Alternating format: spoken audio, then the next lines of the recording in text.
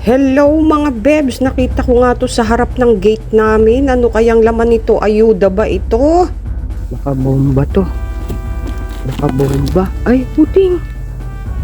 Baka gusto nyong i-mine nyo na. Yun. May nag-iwan ng puting. Siya mga bebs. Iniwan.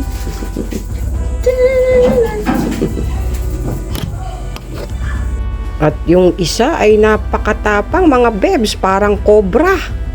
Pero nung hinawakan ko naman siya ay maamo siya agad sa akin mga bebs.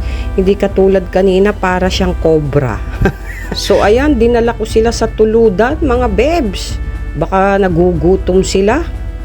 At eto, sus Mariosi, pag nakikita ko yung mga alaga ko rito, parang gusto ko nang mag-give up. Ang naisip kong pangalan na ibibigay ko sa kanila ay Hansel and Gretel dahil napunta sila dito sa bahay ng mangkukulam.